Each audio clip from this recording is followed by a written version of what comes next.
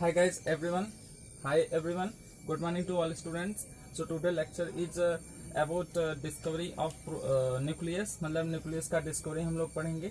और ये जो डिस्कवरी किया गया था न्यूक्लियस का by the Rutherford experiment. Rutherford एक साइंटिस्ट थे, एक केमिस्ट थे। उन्होंने क्या किया था, उन्होंने एक एक्सपेरिमेंट किया था अल्फा पार्टिकल का स्कैटर करके ऑन गोल्ड 5। तो ये आज हम लोग पढ़ेंगे, लेकिन उसके पहले मैं आपको कुछ इंपॉर्टेंट क्वेश्चन लेकर आया हूँ, तो इसके बारे में थोड़ा सा हम लोग डिस्कस कर लेते हैं। फिर इसके बाद हम लोग अल्फा पार्टिकल स्कैटरिंग एक्सपेरिमेंट को पढ़ेंगे जो रदरफोर्ड द्वारा दिया गया था। ठीक है स्टूडेंट्स, तो आज का क्वेश्चन क्या है, बहुत ही इंपॉर्टेंट क्वेश्चन है, इसको ध्यान से पढ़िए। देखिए आज का क्वेश्चन क्या है कि which of following statement is wrong. कौन सा स्टेटमेंट क्या है, रॉन्ग है, कौन सा स्टेटमेंट रॉन्ग है। तो इस क्वेश्चन में ध्यान दीजिएगा कि इसमें पूछा क्या है कि कौन सा स्टेटमेंट रॉन्ग है, मतलब कि कौन सा स्टेटमेंट कथन क्या है, गलत है, कौन सा सेंटेंस गलत है। तो इसमें 4 सेंटेंस दिए गए हैं और चारों सेंटेंस में से एक सेंटेंस रॉन्ग है, उसको आपको बताना है। ठीक है, लेकिन इसमें आपको ये गलती नहीं करनी है। जैसे कुछ स्टूडेंट्स ये होते हैं कि वो सोचते हैं कि ये स्टेटमेंट सही है तो यही आंसर होगा, लेकिन क्वेश्चन में पूछा क्या है कि कौन सा स्टेटमेंट रॉन्ग है। तो कौन सा स्टेटमेंट, जो स्टेटमेंट रॉन्ग होगा उसी स्टेटमेंट को हमें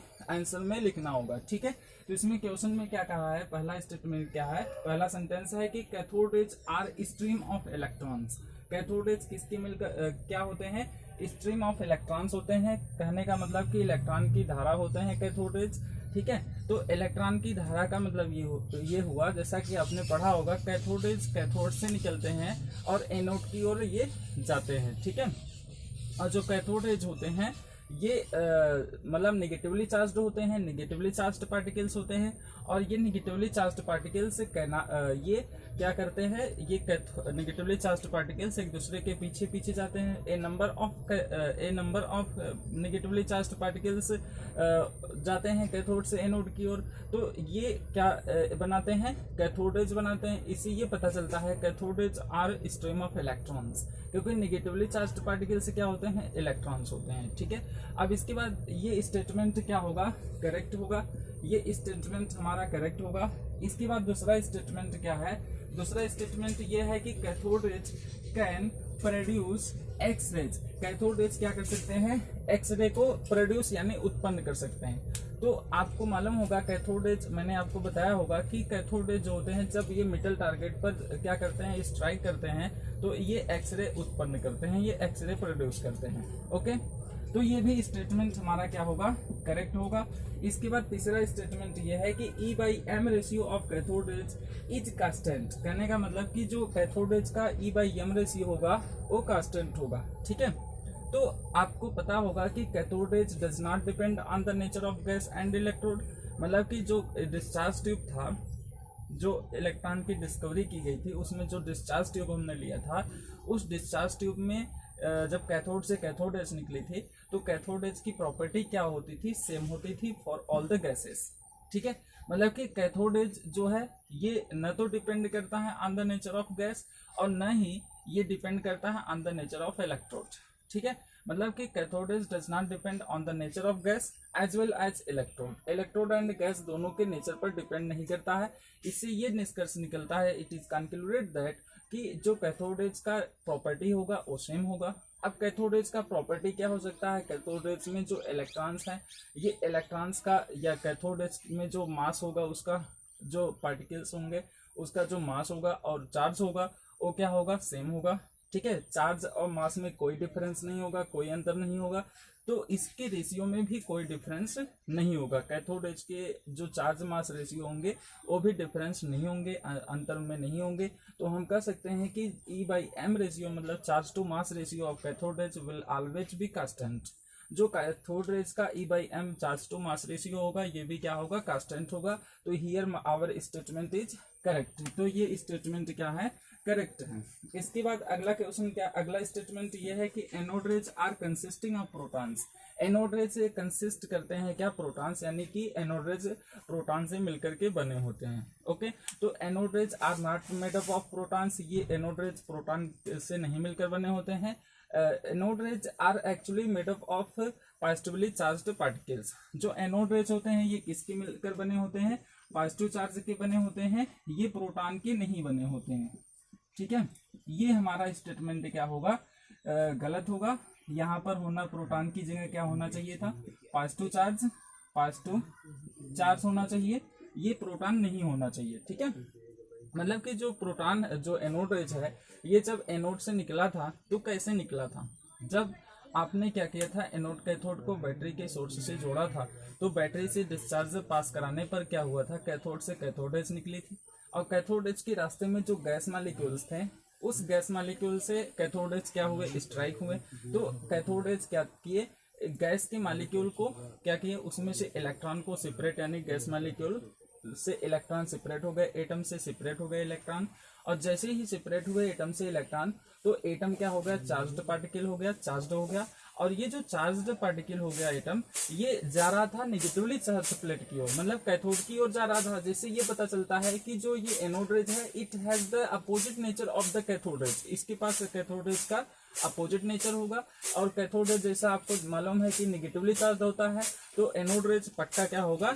ये it will be in real made up of positively charged particles. ये पॉजिटिवली चार्ज्ड पार्टिकल्स का मिलकर बना होगा।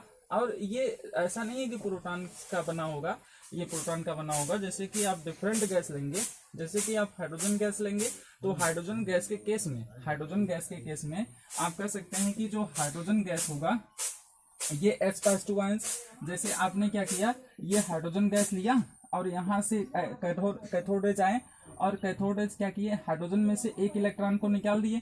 और जब कैथोड रेज हाइड्रोजन एटम में से एक इलेक्ट्रॉन निकाल देंगे तो ये हाइड्रोजन क्या बनाएगा? पॉजिटिव चार्ज बनाएगा। ओके स्टूडेंट्स, तो मैंने क्या बताया कि जैसे मान लीजिए आप यहाँ पर हाइड्रोजन एटम ले लिए, ये हाइड्रोजन एटम है और इस यहाँ से क्या आया? कैथोड रे आया। क्या आया? कैथोड रे आया। तो कैथोड रे क्या किया? इस हाइड्रोजन एटम में से इलेक्ट्रॉन को आउट कर दिया। हाइड्रोजन एटम में कितने इलेक्ट्रॉन होते हैं? एक इलेक्ट्रॉन होते हैं। तो जब एक इलेक्ट्रॉन निकल जाएगा तो ये हाइड्रोजन एटम क्या बनाएगा? हाइड्रोजन पॉजिटिव आयन बनाएगा। और जब हाइड्रोजन पॉजिटिव आयन बनाएगा तो ये इसमें इस हाइड्रोजन आयन में इलेक्ट्रॉन नहीं होगा, केवल क्या होगा? प्रोटॉन होगा। तो हाइड्रोजन गैस के केस में हम कह सकते हैं कि जो एनोड रेज है ये प्रोटॉन के बने होते हैं। लेकिन फॉर अदर गैसेस और अन्य गैसेस के लिए जो एनोड रेज होते हैं ये प्रोटॉन के नहीं बने होते हैं। For all the gases the anode rays are made up of the positively charged particles. ये पॉजिटिवली चार्ज्ड पार्टिकल के मिलकर बने होते हैं, क्योंकि आपको मालूम होगा anode rays does not depend on the nature of a gas and nature of the electrode and gas के नेचर पर डिपेंड नहीं करते हैं। For different gases the positive charge will be different, ना पॉजिटिव चार्ज डिफरेंट होगा। And when positive charge will be different, then the E/m ratio means charge to mass ratio of the anode rays will be also different, वो भी different होगा। Okay, तो हमारा ये statement wrong होगा। कौन सा स्टेटमेंट? चौथा स्टेटमेंट, डी ऑप्शन, ये क्या होगा? इनकरेक्ट होगा। यहाँ पर जो दिया है anode rays are consisting of protons, it should not be the correct statement is anode rays are made up of positive charged particles. Okay, अब चलिए अब हम अपना डिस्कस करते हैं टॉपिक, जो आज का टॉपिक है। तो ये इसके लिए मैंने आपसे टाइम लिया, तो आप ऐसा भी कर सकते हैं। कोई भी प्रॉब्लम अगर जैसे मेरी स्पीड कम लगे आपको, तो YouTube में आपको 3 बिंदु वाला दिखेगा, 3 पॉइंट वाला ऐसा दिखेगा, तो वहां पर आप क्लिक करेंगे तो आपको प्ले स्पीड दिखेगा। प्ले स्पीड को बढ़ा सकते हैं या घटा सकते हैं। ठीक है, स्पीड आप मेरी कम कर सकते हैं या तेज कर सकते हैं। ओके, अब इसके बाद आज हम लोग पढ़ेंगे क्या? Rutherford experiment. ठीक है, तो इससे क्या किया गया था? इस एक्सपेरिमेंट से न्यूक्लियस का खोज किया गया था। डिस्कवरी ऑफ न्यूक्लियस का क्या किया गया था? खोज किया गया था बाय रदरफोर्ड एक्सपेरिमेंट। तो इन्होंने, रदरफोर्ड ने किया क्या कि यहाँ पर इन्होंने ले लिया क्या? रेडियो एक्टिव सब्सटेंस ले लिया। Radioactive substances are that substances in which have the higher atomic number, जिसका एटॉमिक नंबर ज्यादा होता है, जिस एलिमेंट का, जो एलिमेंट अनस्टेबल होते हैं, अस्थायी होते हैं, उसे रेडियो एक्टिव सब्सटेंस कहते हैं। तो इन्होंने रेडियो एक्टिव सब्सटेंस लिया। ये सोर्स है, source of the source of the radio active substance का सोर्स है। और यहाँ से क्या किया गया, यहाँ से अल्फा पार्टिकल्स को स्ट्रीम कराया गया, बॉम्बार्डमेंट कराया गया। फिर उसके बाद हुआ क्या कि जब अल्फा पार्टिकल ऐसे होकर निकले, कहाँ से, ये लेड प्लेट है, तो लेड प्लेट का जो थिकनेस है वो क्या है, थोड़ा ज़्यादा है, यस। और इसका जो थिकनेस है वो क्या है, 0.003 सेंटीमीटर, ठीक है। इतने ये गोल्ड फॉइल हमने लिया है यहाँ पर। और यहाँ पर ये मूवेबल स्क्रीन है, इस स्क्रीन को आप क्या कर सकते हैं, मूव करा सकते हैं, ये चल सकता है। और ये जिंक सल्फाइड स्क्रीन होता है, ठीक है, जिंक सल्फाइड स्क्रीन होता है। और यहाँ से रेडियो एक्टिव सब्सटेंस से निकलेंगे अल्फा पार्टिकल्स। और ये अल्फा पार्टिकल्स जब निकलेंगे गोल्ड फॉइल से, तो गोल्ड फॉइल से कुछ अल्फा पार्टिकल्स क्या होंगे, ये स्क्रीन पर फ्लैश उत्पन्न करेंगे, लाइट का फ्लैश उत्पन्न करेंगे, चमक उत्पन्न करेंगे लाइट का, प्रकाश का। और उसके बाद यहाँ से कुछ अल्फा पार्टिकल्स क्या होंगे, ये इस तरह से डिफ्लेक्ट हो जाएंगे, ये अपने पाथ से डिफ्लेक्ट हो जाएंगे, इनको जाना चाहिए था सीधा, तो ये क्या हो जाएंगे, कुछ अपने रास्ते से डिफ्लेक्ट हो जाएंगे, डेविएट हो जाएंगे। और कुछ अल्फा पार्टिकल्स ऐसे डेविएट हो जाएंगे स्मॉल एंगल पर, और कुछ alpha particles at very large angle deflect हो जाएंगे। यहाँ पर ये देखिए, जो अल्फा पार्टिकल है ये क्या हुआ, लार्ज एंगल पर डिफ्लेक्ट हो गया।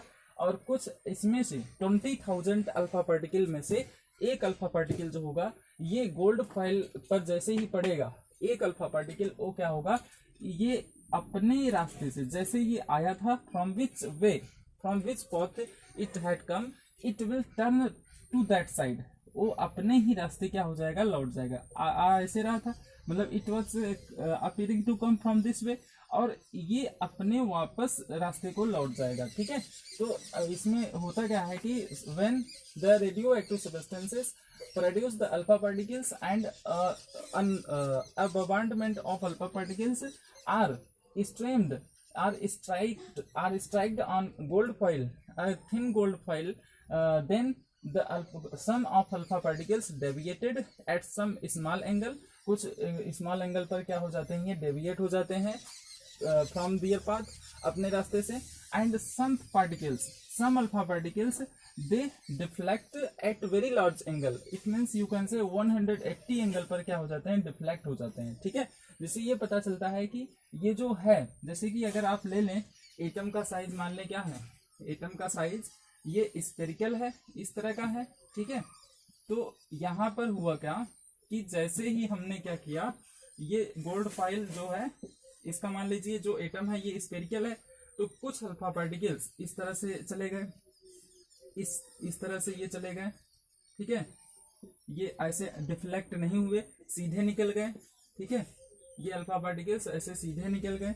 और कुछ अल्फा पार्टिकल जो थे ना, कुछ अल्फा पार्टिकल डिफ्लेक्ट हो गए, जैसे यहाँ से ये डिफ्लेक्ट हो गया, यहाँ पर जो सेंटर था, सेंटर में कुछ था जिससे ये क्या हो गया, डिफ्लेक्ट हो गया, इधर डिफ्लेक्ट हो गया। तो सेंटर में एक बहुत ही लार्ज मास का, यहाँ पर सेंटर में क्या है, लार्ज मास है, और जिसके कारण ये अल्फा पार्टिकल ये अपने रास्ते से क्या हो गया, डेविएट हो गया, ठीक है।